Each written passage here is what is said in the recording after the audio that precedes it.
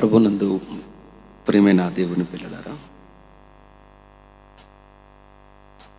లోపించిన దైవభీతి, పెరుగుతున్న అనైతికత, ఈ ప్రత్యేకమైన అంశంతో ఏర్పాటు చేయబడిన ఈ 3 రోజుల సభలలో మొదటి రోజు సభలో ఇప్పటి వరకు మొదటి సందేశాన్ని మనం విన్నాం. ఈ సృష్టిలో మనిషిని దేవుడు ఉత్తముడుగా చేశాడు. ఉత్తముడుగా చేయటమే కాదు, ప్రథముడుగా చేశాడు అనే మాట కూడా బైబిల్లో మనం చదువుకుంటాం. దేవుడు తాను సృష్టించిన సృష్టి అంతటిలో మొదటివాడు, ప్రథముడు మనిషి అని. ఎన్నో చేశాడు దేవుడు, అవన్నీ మనిషి కోసమేనని. ఏ మనిషి కొరకు దేవుడు ఈ సృష్టి అంతటిని చేశాడో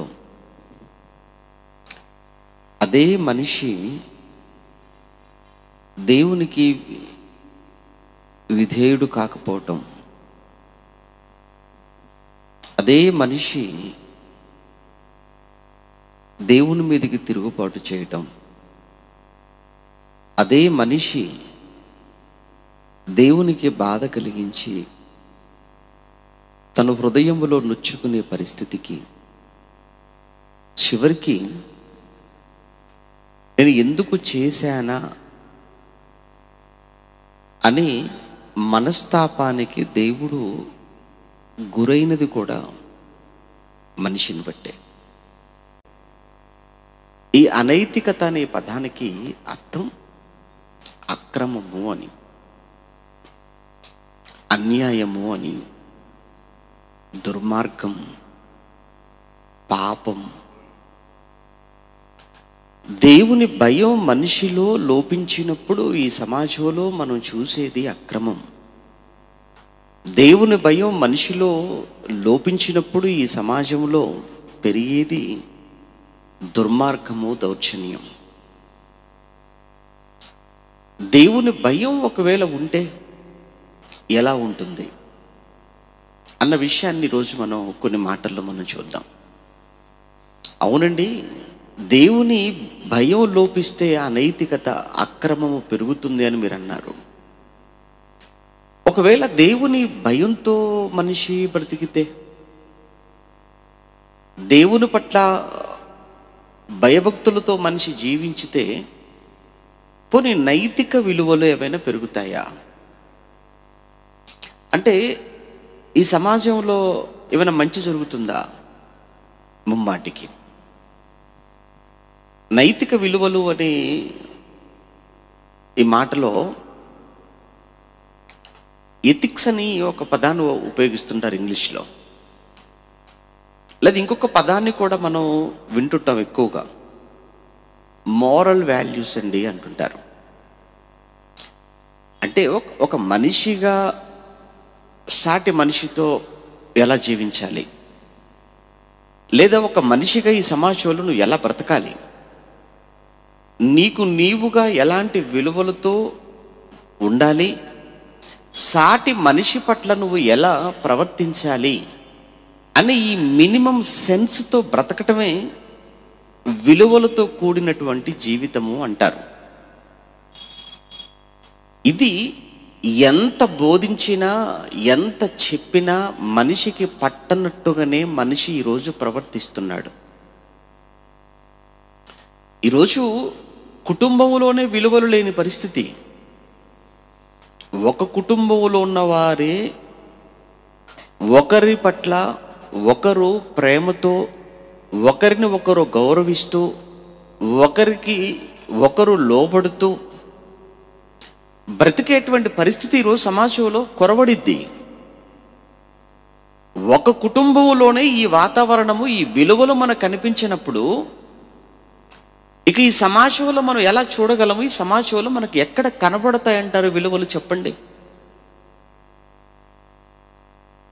ఎంతమంది ఎన్ని లెక్చర్స్ ఇవ్వనివ్వండి, ఎన్ని ఉపన్యాసాలు ఇవ్వనివ్వండి, ఎన్ని కార్యక్రమాలు చేపట్టనివ్వండి, ఈ సమాజంలో మనుషుల్లో విలువలను పెంపొందించటం సాధ్యమా అంటే కాదు.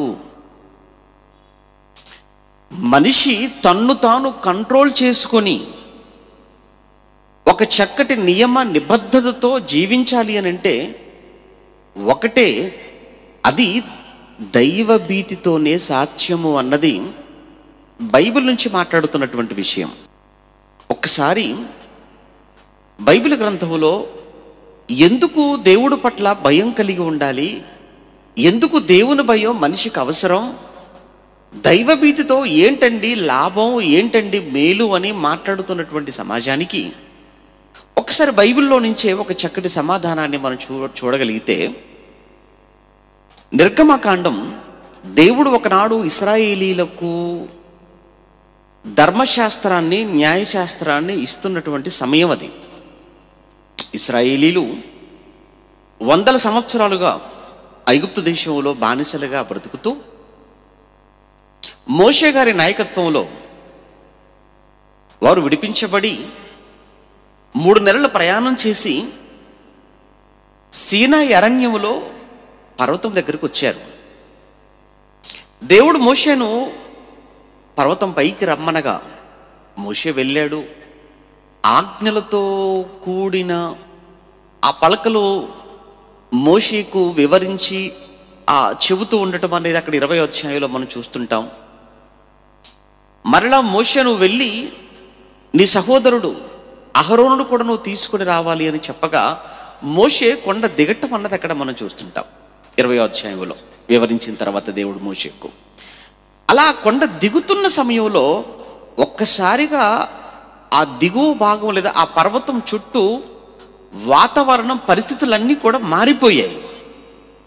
ఎంత భయంకరమైనటువంటి పరిస్థితి అక్కడ మనం చూడగలమో ఒకసారి 20వ అధ్యాయము 20వ వచనాన్ని మనం చూడగలిగితే, నిర్గమకాండం 20వ అధ్యాయం వచనంలో రాయబడిన మాటను మనం చదువుతున్నప్పుడు, అందుకు మోషే భయపడకండి, ఇశ్రాయేలీల సర్వ సమాజము భయపడిపోతున్నారు. ఎందుకు భయపడుతున్నారు?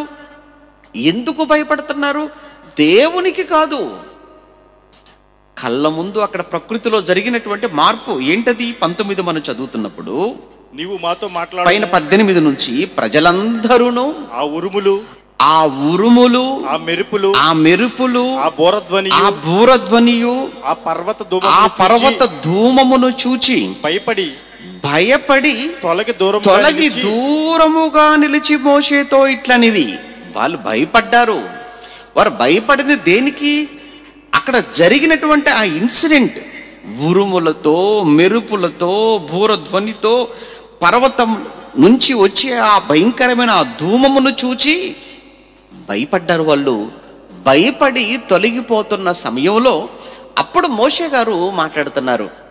అది 20వ వచనం, 19వ వచనం, 20వ వచనంలో మోషే, మీరు భయపడకండి, మిమ్మును పరీక్షించుటకును మీరు పాపము చెయ్యకుండునట్లు, ఆ పదం చూడండి, మీరు పాపము చెయ్యకుండునట్లు ఆయన భయము మీకు కలుగుటకును దేవుడు వేంచేసెనని ప్రజలతో చెప్పెను అన్నాడు.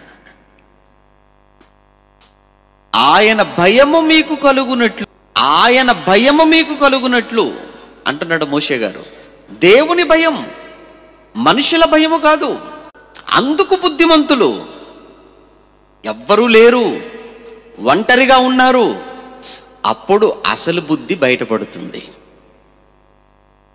ఇక్కడ దేవుడే మోషే ఇశ్రాయేలుతో చెబుతున్న మాట ఏమన్నాడు? మరలా చూడండి అన్నమాట 20వ వచనంలో, అందుకు మోషే, మీరు భయపడకండి, మిమ్మును పరీక్షించుటకును మీరు పాపము చెయ్యకుండునట్లు ఆయన భయము మీకు కలుగుటకును. దేవుని భయము మీకు కలుగుటకు, దేవుని భయం, ఆ దేవుని భయం మీకు ఉండాలి. ఆ దేవుని భయం మీరు కలిగి ఉండాలి. ఎందుకు దేవుని భయం? ఏం చేస్తుంది దేవుని భయం? ఏం చేస్తుంది దైవ భీతి అంటే? మీరు పాపము చెయ్యకుండా ఆపగలదు, అది మాత్రమే. అంటే ఈరోజు ఒక్కసారి మనం ప్రాక్టికల్గా ఒకసారి ఆలోచించండి మన చుట్టూ. ఏమండి, ఈరోజు మనిషిను తప్పు చేసినప్పుడు, మనిషి చేసినటువంటి తప్పును బట్టి, మనిషి చేసిన నేరాన్ని బట్టి మనిషిని శిక్షించడానికి ఎన్నో చట్టాలు ఉన్నాయి మన రాజ్యాంగంలో, ఇండియన్ పీనల్ కోడ్లో ఎన్నో సెక్షన్స్. అలానే ఆ మనుషులను శిక్షించటానికి ఎన్నో, ఈరోజు బంధించడానికి ఎన్నో చెరసాలలు, ఎంతో న్యాయ వ్యవస్థ, ఎన్నో పోలీస్ స్టేషన్లు, ఎంతోమంది పోలీసులు. ఎంతమంది పోలీసులు ఉన్నా, ఎన్ని పోలీస్ స్టేషన్లు ఉన్నా, ఎన్ని చెరసాలలు ఉన్నా, ఎన్ని కోర్టులున్నా, ఎంత న్యాయ వ్యవస్థ పకడ్బందీగా పనిచేస్తున్నప్పటికీ ఈరోజు సమాజంలో నేరాలు తగ్గుతున్నాయా పెరుగుతున్నాయా అని అంటే నానాటికి బీభత్సంగా విపరీతంగా పెరిగిపోతుందండి క్రైమ్ రేట్. మీరు ఒక్కసారి చూడండి, ఒక 10 ఏళ్ల నుంచి మీరు చూడండి, ఏమంటే సంవత్సరము ఈ క్రైమ్ రేట్ ఎలా ఉంది అని మీరు అడిగితే వారిచ్చే నివేదిక, వారిచ్చే రిపోర్టులో సంవత్సరం పెరిగిపోతున్నాయండి. ఎందుకు? ఇన్ని వ్యవస్థలు పనిచేస్తున్నాయి కదా మనిషిని తప్పు చేయకుండా కంట్రోల్ చేయడానికి. చివరికి అన్ని చోట్ల సీసీ కెమెరాలు కూడా పెట్టేశారు కదా. అయినా ఎందుకు అంటే మనుషుల భయం, ఈ శిక్షల భయం, ఈ వ్యవస్థల భయం మనిషిని పాపము చెయ్యకుండా ఆపలేకపోతుంది. మరి మనిషిని తప్పు చెయ్యకుండా, నేరము చెయ్యకుండా ఆపగలిగిన ఒకే భయం, అది దేవుని భయం, అది దైవభీతి. అందుకే లోపించిన దైవభీతి. దైవభీతి లోపించటం వల్ల ఏమైందండి అంటారా? రోజు రోజుకి నానాటికి ఈ సమాజంలో పెరుగుతున్న అనైతిక చర్యలకు పాల్పడ్డారు అని మనం అప్పుడప్పుడు చదువుతుంటాం. అనైతిక చర్యలకు పాల్పడ్డాడు, అనైతిక ప్రవర్తన, అనైతికంగా ఈ సమాజంలో రోజుకు మనం వినలేని, చూడకూడని భయంకరమైన సంఘటనలు చూడవలసినటువంటి పరిస్థితి. కారణం ఈ మనిషికి దైవభీతి లోపించి. అందుకే ఆ రోజు దేవుడు మోషేతో చెప్పింది కానీ, మోషే ఇశ్రాయేలుతో చెబుతున్న మాట కానీ, మీరు భయము నొంది, ఆ పదం చూడండి, మీరు ఏమన్నాడు అక్కడ 20వ వచనంలో, మీరు పాపము చెయ్యకుండునట్లు ఆయన భయము మీకు కలుగుటకు అన్నాడు. విషయం ఏంటంటేనండి, దేవుని భయం చాలా మందికి ఉంటుంది, ఉన్నప్పటికీ కూడా పాపం చేస్తారు. చాలా మంది దేవుని నమ్ముతారు, క్షమించండి, దేవుని నమ్ముతారు. విషయం ఏంటంటే ఈరోజు పట్టుబడుతున్నటువంటి నేరస్తులలో దేవుని నమ్మని వారంటే నమ్మని వారే, ఇంకా నమ్మిన వారే ఎక్కువ మంది కనబడతారు. ఎందుకంటే మెజారిటీ ప్రపంచవ్యాప్తంగా చూసినా, మన దేశవ్యాప్తంగా చూసినా, ఆస్తికులు ఎక్కువ, నాస్తికులు ఎక్కువ అంటే ఆస్తికులే ఎక్కువ, దేవుని నమ్మిన వారి సంఖ్య ఎక్కువ. మరి దేవుని నమ్మిన వారి సంఖ్య ఎక్కువైనప్పుడు మరలా నేరాలు ఎందుకంటే పెరుగుతున్నాయి? దేవుని నమ్మిన వారి సంఖ్య ఎక్కువైనప్పుడు రోజుకి ఏంటండి ఈ ఘోరాలు అంటే? దేవుణ్ణి నమ్మారే తప్ప నమ్మిన ఆ దేవుడి పట్ల ఏది భయం? నమ్మిన ఆ దేవుడి పట్ల, దేవుడి విషయంలో ఎక్కడుంది భయం? ఎవరిలో ఉంది భయం? నమ్మడం అది పెద్ద విషయం కాదండి. నమ్మడం అనేది అదో పెద్ద ఏదో సాధించేసామన్నట్టు. ఇంకొక విషయం చెప్పమంటావా? అవి నమ్మడమే కాదట, అవి వణుకుతున్నాయట. ఒకసారి చూస్తారా మాట? యాకోబు పత్రిక 2వ అధ్యాయం, యాకోబు పత్రిక 2వ అధ్యాయం 19వ వచనం. యాకోబు పత్రిక దేవుడొక్కడే 2వ అధ్యాయం 19, దేవుడొక్కడే అని నీవు నమ్ముచున్నావు, అలాగు నమ్ముట మంచిది. దయ్యములను నమ్మి వణుకుచున్నవి. దయ్యములను నమ్మి వణుకుచున్నవి. నువ్వే కాదు, దయ్యాలు నమ్మాయి. నమ్మిన దయ్యాలు వణుకుచున్నాయి. కానీ విషయం చెప్పమంటావా, అవి నమ్మినా వణికినా వాటి స్వభావం ఉంది చూసావా? ఏంటి ఆ స్వభావం అంటే పాప స్వభావం. అంటే అవి పాపము చెయ్యకుండా ఉండలేవు. ఎందుకంటే వాటి స్వభావం అంతే, అవి మారవు. దయ్యాలు మారడం ఎప్పుడైనా విన్నారా మీరు? దయ్యాలు మారిపోయాయి, బాప్తిస్మం తీసుకున్నాయి. ఎక్కడైనా విన్నారా మీరు ఎప్పుడైనా? జరగని పని అది. ఎందుకంటే అవి దయ్యాలు. మరి విషయం ఏంటంటే మనుషులు మారారు, బాప్తిస్మం తీసుకున్నారు, కానీ చేసేవి దయ్య పనులే. ఏది ఇప్పుడు దయ్యాలు అవి మారలేదు, అవి మారవవి, వాటి స్వభావం అంతే. వాటికి వాక్యం తెలియదని కాదు. యేసు ప్రభుల వారి దగ్గరకు వచ్చి వాక్యాన్ని జ్ఞాపకం చేస్తూ వాక్యాన్ని చెబుతున్న ఆ సందర్భాన్ని మనం చదువుతున్నప్పుడు తెలుసా? తెలుసు, కానీ అవి మారవు. మరి ఈరోజు బైబిల్ చేత పట్టుకున్న నువ్వు, ఆరాధనకి వెళుతున్న నువ్వు, వాక్యం వింటున్న నువ్వు, వాక్యం చెబుతున్న నువ్వు, అన్నీ తెలిసి నువ్వు భయం లేకుండా తప్పు చేస్తున్నావు, పాపం చేయగలుగుతున్నావు అనంటే నువ్వు కూడా మారడం లేదు. అవి మారవు, నువ్వు మారవు. అంటే అవి దయ్యాలు, మరి నువ్వు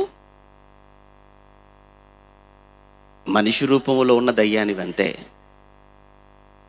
నువ్వు దయ్యానివే. ఎందుకు? మనిషి అయితే మారాలి కదా, మనిషి అయితే మార్పు చెందాలి కదా. ఏది మార్పు రూపంలో అదే దయ్యపు స్వభావాన్ని నువ్వు కలిగి ఉన్నప్పుడు నీకు వాటికి ఏది తేడా? ఎక్కడుంది తేడా? ప్రభునందు ప్రియమైన దేవుని పిల్లలారా, దేవుని భయం అది మనిషిని పాపము చేయకుండా నిలవరిస్తుందా? ఆ రోజు దేవుడు మోషేను కొండపైకి పిలిచి ఆ కొండపై ఆజ్ఞలు 10 ఆజ్ఞలను వివరించి చెప్పాడు. అవే నువ్వు దిగి ఇశ్రాయేలులకు వివరించాలి అన్నాడు. ఆ సందర్భంలోనే జరిగినటువంటి ఆ ఇన్సిడెంట్ని చూసి ఇశ్రాయేలులందరూ కూడా భయపడిపోతున్న సమయంలో అప్పుడు మోషే వారితో మాట్లాడుతున్న మాట ఇప్పుడు మనం చదువుకున్న మాట 20వ అధ్యాయం 20వ వచనంలో, అందుకు మోషే, మీరు భయపడకండి, మిమ్మును పరీక్షించుటకును మీరు పాపము చెయ్యకుండునట్లు ఆయన భయము మీకు కలుగుటకు. ఆయన భయము మీకు ఉండాలి. ఎందుకు ఆయన భయం? మీరు పాపం చేయకుండా ఉంటారు అని. నిజమే, దేవుని గుర్చినటువంటి ఆ భయం, దైవ భీతి మనిషిని పాపానికి దూరం చేస్తుందా? దేవుడు పట్ల భయభక్తులు కలిగి ఉన్నప్పుడు మనిషి నిజంగా తప్పు చేయలేడా అంటే ముమ్మాటికి అండి. 4వ కీర్తన కూడా మనం చదువుతున్నప్పుడు 4వ కీర్తన 4వ వచనంలో కూడా కీర్తనకారుడు చెబుతున్న మంచి మాట మనం చూడగలిగితే, భయము నొంది పాపము చేయకుడి, భయము నొంది పాపము చేయకుడి అన్న మాట చూడండి. అంటే ఎవరి భయం?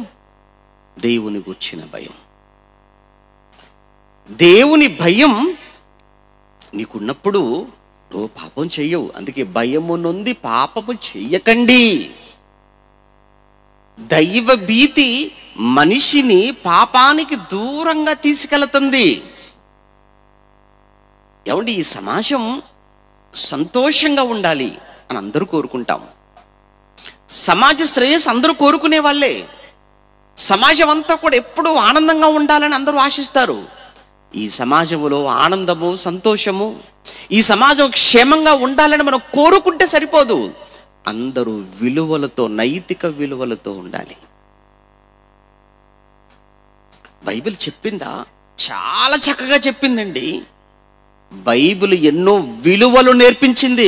ఎవరో ఎక్కడో ఒక చోట ఎవరో ఒకరు పనికి మాలిన బైబిల్ మీద ద్వేషముతో, క్రీస్తు పట్ల, క్రైస్తవ్యం పట్ల అసూయతో బైబిల్ కొరకు తప్పుగా మాట్లాడినంత మాత్రాన బైబిల్ తప్పుడు పుస్తకం అవ్వదు.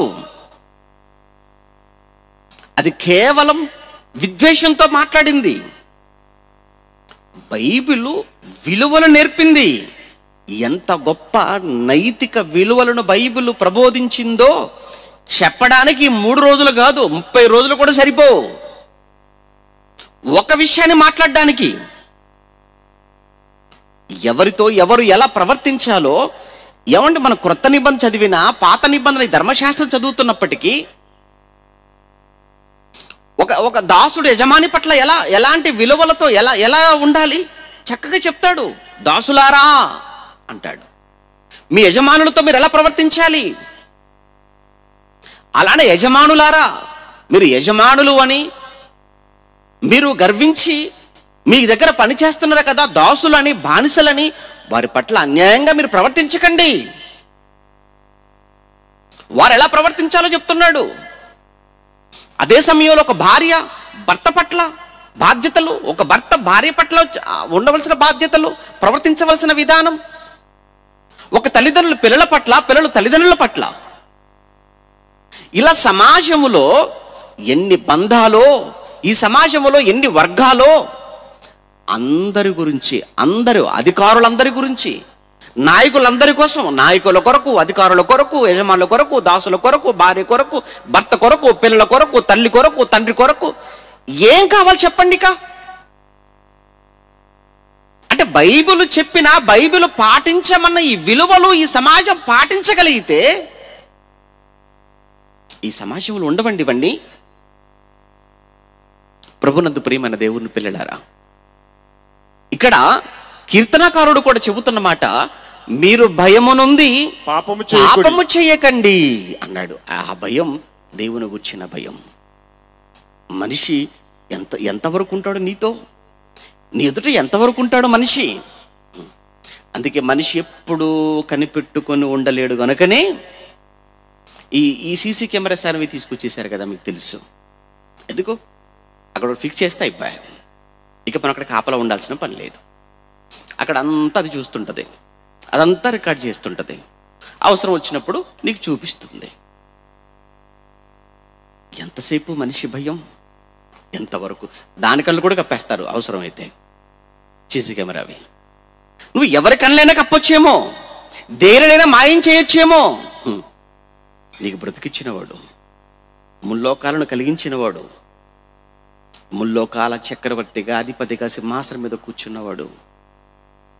నువ్వు అడరుగులోకి వెళ్ళిపోయినా ఆయన కనబడతావు, అంతరిక్షంలోకి వెళ్ళిపోయినా కనబడతావు. ఆయన కన్నులకు కనిపించినదంటూ ఏది లేదు అంటాడు హెబ్రీ పత్రికలో. అందుకే నీకు ఉండవలసినది దేవుని భయం. ఆ భయం లోపించటమే ఈరోజు ఈ సమాజం ఇంత అస్తవ్యస్తంగా మారటానికి కారణమైంది. అవ్వ ఆదాములు పాపము చేయనంత వరకు ఎంత చక్కటి జీవితం కదా వారిది, ఎంత చక్కటి లైఫ్ అంటే వాళ్ళిద్దరిది.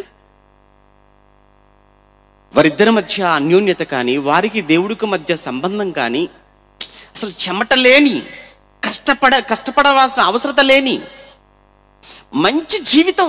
వండుకునే కార్యక్రమం లేదు, బట్టలు అసలు ఏమీ లేదు. ఆకలి అవుతుందా, చెట్టు దగ్గరికి వెళ్ళిపోయి తెంపుకొని తినడమే తప్ప వండుకొని కార్యక్రమం ఎక్కడదండి. ఈ వంట వార్పు అనేది ఎప్పుడు ప్రారంభమైంది? పాపం చేసిన తర్వాత తప్ప, పాపానికి ముందు కాదుండోయ్. ఏంటి వంటలేంటి, ఈ బాధలేంటి, ఈ దున్నటం ఏంటి, ఈ వ్యవసాయం ఏంటి,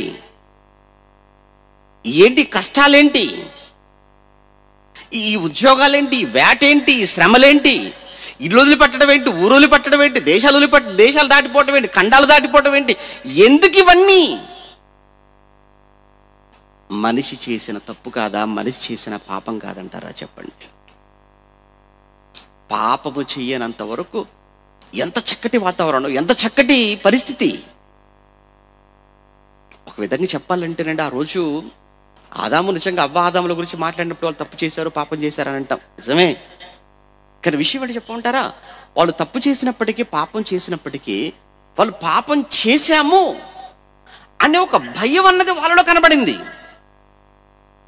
కానీ ఈరోజు మనిషిలో తప్పు చేసినా పాపము చేసినా అసలు ఆ భయం అన్నది మనిషిలో కనబడకుండా పోతుంది. పాపం చేసిన తర్వాత కూడా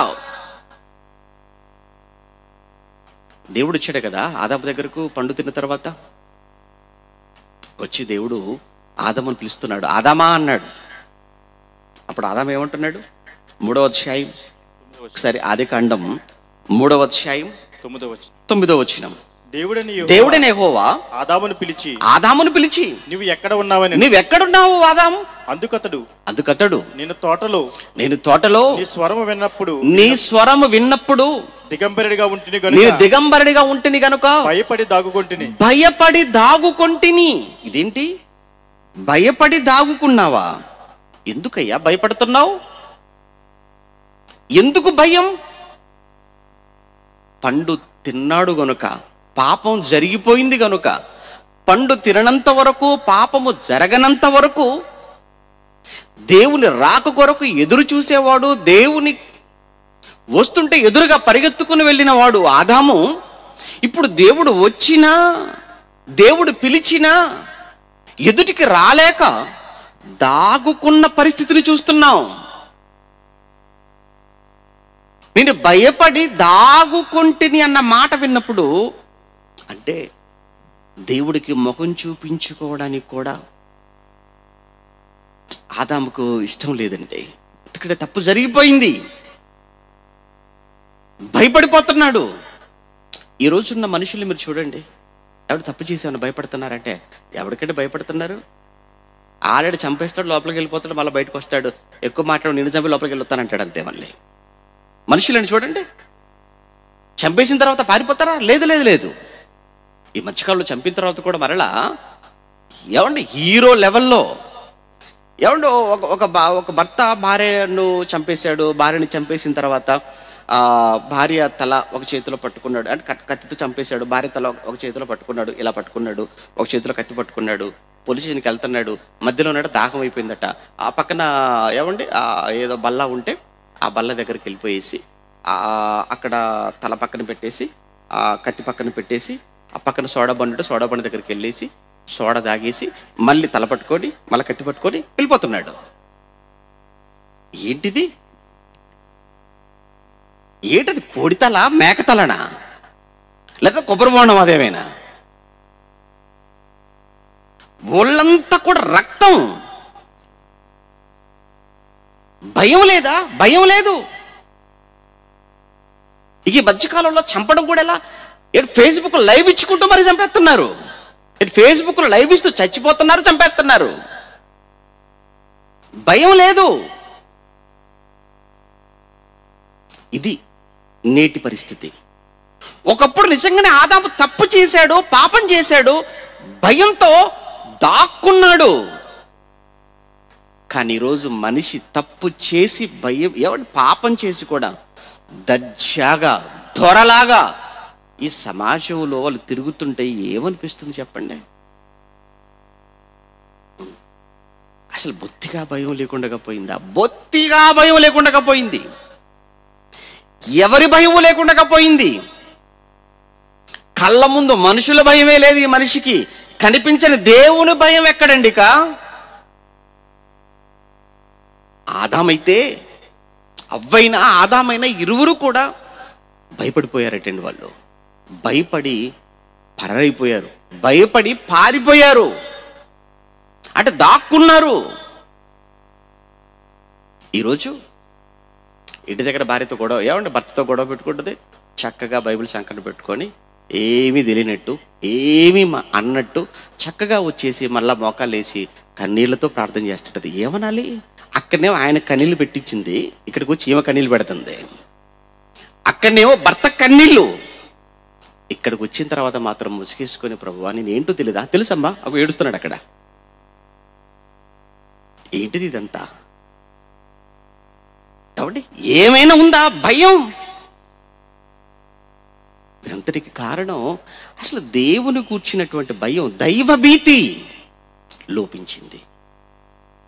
అప్పుడప్పుడు హాస్పిటల్కి వెళ్ళిపోతే ఏమంటే ఆరోగ్యం బాగోలేదని హాస్పిటల్కి వెళ్ళామనుకోండి, టెస్టులు చేస్తుంటారు. టెస్టులు చేసినప్పుడు అందులో విటమిన్ టెస్టులు కూడా రాస్తుంటారు. ఏమంటే మీకు డి విటమిన్ ప్రాబ్లం ఉందండి, లోపం ఉందండి అంటారు. మీకు బి కాంప్లెక్స్ లోపం ఉందండి, అవి నాకే ఉన్నాయండి, అందుకే చెప్పుకుంటున్నాను.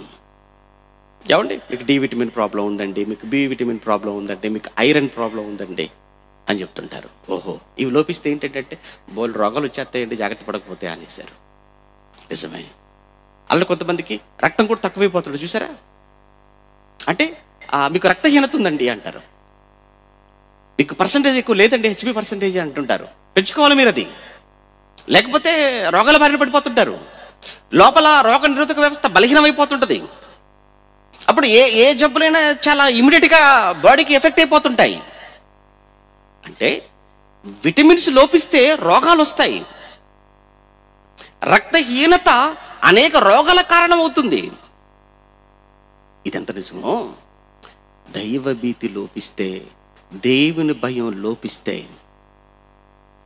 పిల్లలు తల్లిదండ్రుల మాట వినరు, భార్యాభర్తలు ఒకరి పట్ల ఒకరి గౌరవం ఉండదు, ఈ సమాజం ఎవ్వరిని పట్టించుకోదు. ఈ సమాజంలో మనం చూసేది ఇక నేరాలు ఘోరాలే. కనీసం ఈ మాత్రమైన ఈ సమాజం ఇలా ఈ మాత్రమైన ఉండగలుగుతుంది ఉంది అని అంటే అది నిజంగా చెప్పాలి అంటే గర్వంగా ఏమంటే క్రైస్తవులంగా మనం చేసేటువంటి కార్యక్రమాలు అనిపిస్తుంటుందండి. ఎందుకంటే ఏమంటే ఆదివారము ఆరాధనలో చెప్పే మాటలా, అవి మాత్రమే కాక సువార్త కార్యక్రమాలు, అవి మాత్రమే కాక ఎన్నో అనేకమైన యూట్యూబ్ ఛానల్లో మాట్లాడుతున్నటువంటి దైవజనుల ప్రసంగాలా, లేదా ఎలాంటి బహిరంగ సభలు, బహిరంగ వేదికలా, ఇవన్నీ ఎందరినో కొందరినైనా ఆలోచింపచేస్తున్నాయి, కొందరినైనా మార్చగలుగుతుంది. ఏమంటే కొంతైనా ఈ సమాజంలో మార్పుకు మనం దోహదపడుతున్నామంటే ఎవరికో భయపడమని కాదు, దేవునికి భయపడండి. ఎందుకు దేవునికి భయపడితే నువ్వు ఎక్కడున్నా ఒకేలా ఉంటావు. అందరిలో ఉన్నప్పుడు ఎలా ఉన్నావో నువ్వు ఒంటరిగా ఉన్నప్పుడు కూడా అలానే ఉంటావు. దేవుని భయం నీలో ఉన్నప్పుడు, ఆ దేవుని భయం నీలో లేనప్పుడు అందరిలో ఉంటే బాగుంటావేమో, కానీ ఒంటరిగా ఉన్నప్పుడు నువ్వు బాగుండలేవు. అందుకే ప్రతి మనిషికి ఈరోజు అవసరమైనది దైవ భీతి, దేవుని గుర్చిన భయం. ఎందుకు దేవుని గుర్చిన భయం? చాలా స్పష్టంగా చాలా తేటగా చెప్పాడు మోషే గారు. మీరు పాపము చేయకుండానట్లు, మీరు భయము కలిగి, దేవుని గుర్చిన భయము కలిగి మీరు పాపము చెయ్యకుండానట్లు అన్నమాట. మీరు భయము నుండి మీరు పాపము చేయకండి. నిజంగా దేవుని యందు భయము భక్తి కలిగి ఉండటం అన్న మాటకు అర్థం ఏమనుకుంటున్నారు? దేవుని యందు భయభక్తులు కలిగి ఉండటం అన్న మాటకు అర్థం చెడును, పాపమును అసహించుకోవటమే అన్నాడు. 8వ అధ్యాయం సామెతల గ్రంథం, 8వ అధ్యాయం సామెతల గ్రంథం 13వ వచనాన్ని చూడగలిగితే, సామెతల గ్రంథం 8వ అధ్యాయము 13వ వచనములో, సామెతల గ్రంథం 8వ అధ్యాయము 13వ వచనంలో ఏం మాట్లాడుతున్నాడు? దేవుని యందు భయభక్తులు కలిగి ఉండుట, చెడుతనమును అసహించుకొనుటయే. మీరు ఒకవేళ మేము చాలా గొప్పలం అండి అని మీరు అంటున్నారేమో, మాకు చాలా భయం అండి, దేవుడు అంటే చాలా భక్తి అండి అని అంటారేమో, లేదంటే ఎవరినైనా మీరు చూసి వీళ్ళు చాలా భక్తి కలిగిన వారండి అని ఒకవేళ మీరు మాట్లాడతారేమో. ఎవరిని మీరు భక్తి కలిగిన వారని మీరన్నా, దేవుడు దృష్టిలో వారు భక్తి కలిగిన వారైతే ఎప్పుడు వారు భక్తి కలిగిన వారుగా దేవుడు వారిని యాక్సెప్ట్ చేస్తాడు? వారు చెడుతనమును అసహించుకున్నప్పుడు.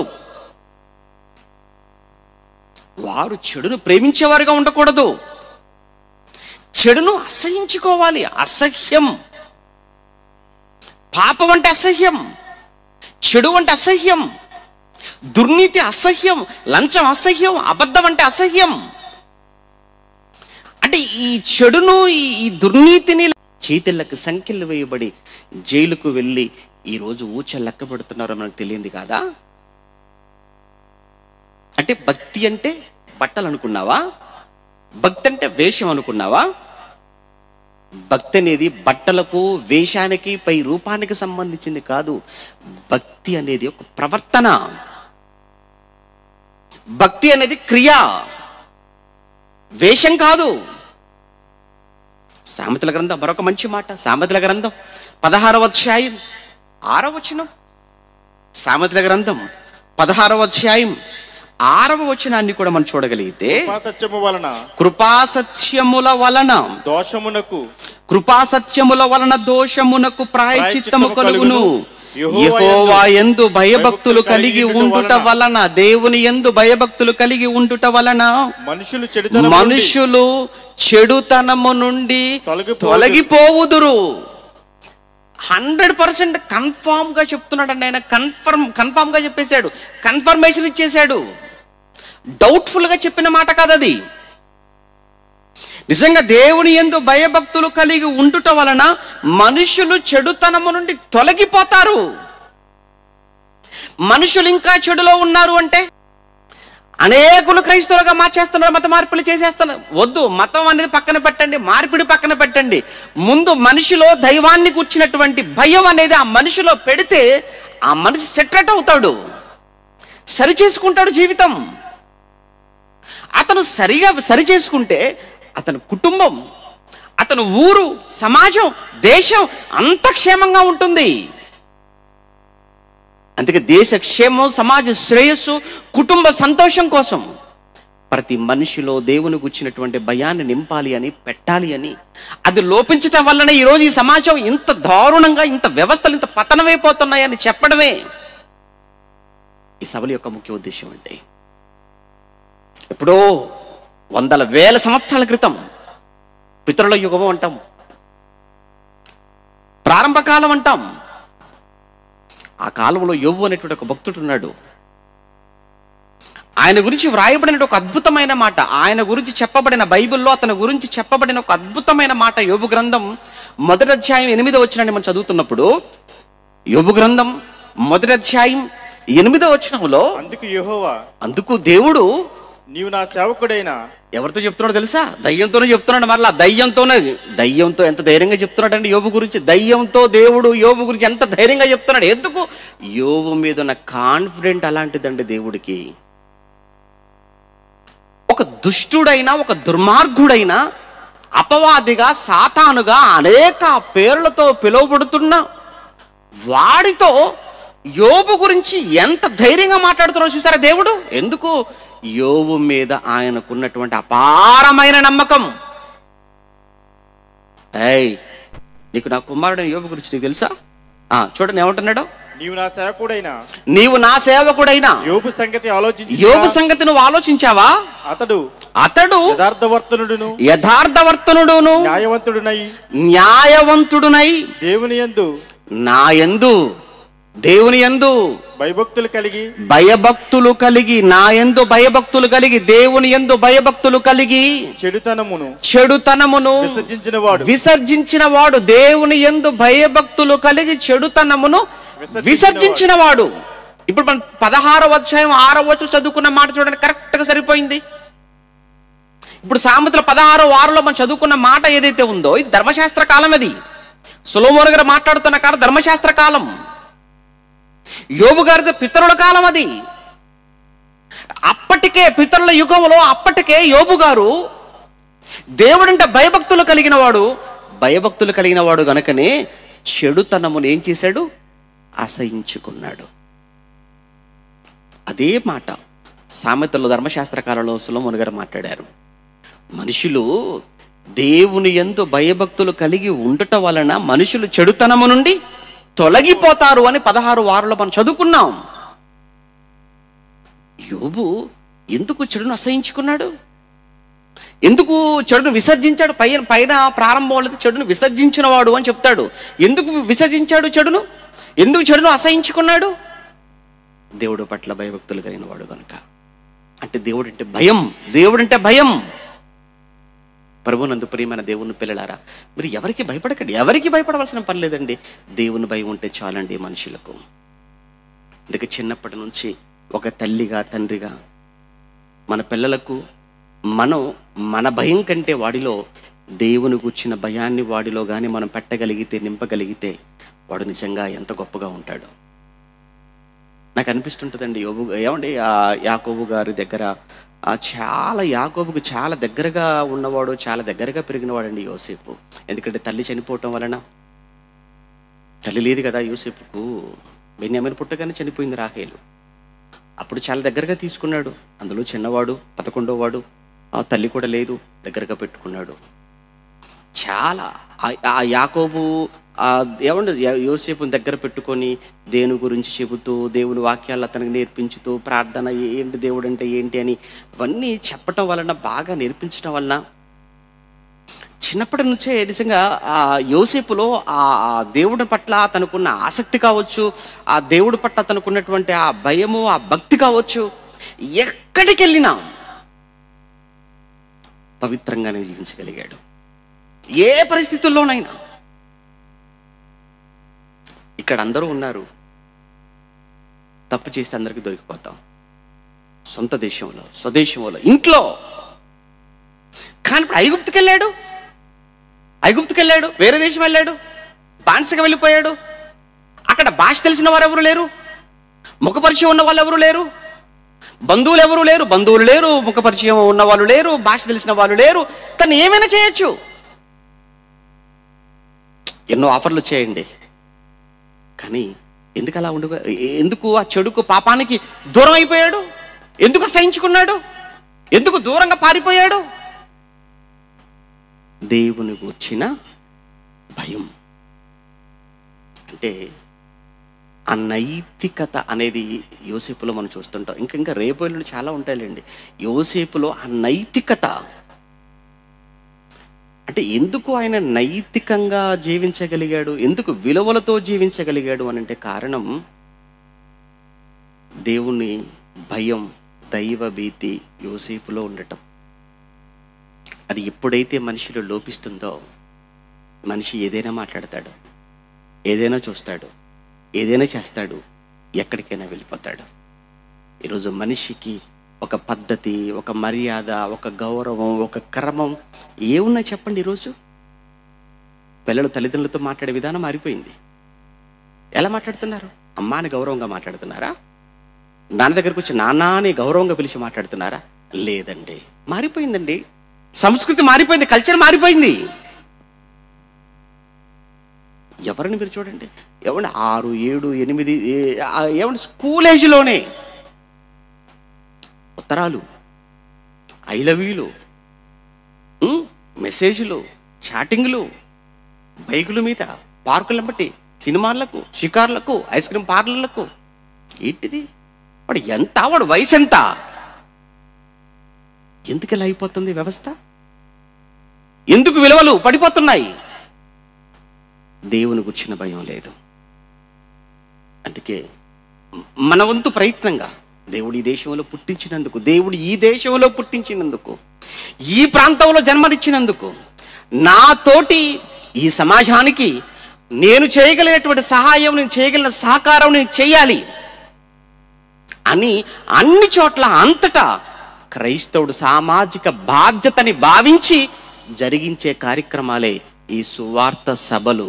ఇది సామాజిక బాధ్యతని భావించి చేస్తున్న కార్యక్రమాలు తప్ప మత మార్పిడి కోసం చేసే కార్యక్రమాలు కాదు. ఏ క్రైస్తవుడు ఎక్కడ చేసినా ఇది ముందు పాపం మిగిలిన సోదరులు అర్థం చేసుకోవాలి. అందుకే మన వంతు బాధ్యతగా, మన వంతు ప్రయత్నంగా ఈ సమాజంలో కొంతైనా మార్పును తీసుకొని రావాలి అన్న ఒక చక్కటి ఆలోచనకు ప్రతిరూపమే ఈ భారీ వ్యయంతో జరుగుతున్న ఈ 3 రోజుల సభలు. అందులో మొదటి రోజు ఇప్పటి వరకు విన్న వాక్యం అది మీ అందరి హృదయాలలో అది ఫలించాలి అని కోరుకుంటూ, ఓపిక లేదు, ప్రార్థన చేసుకుందాం.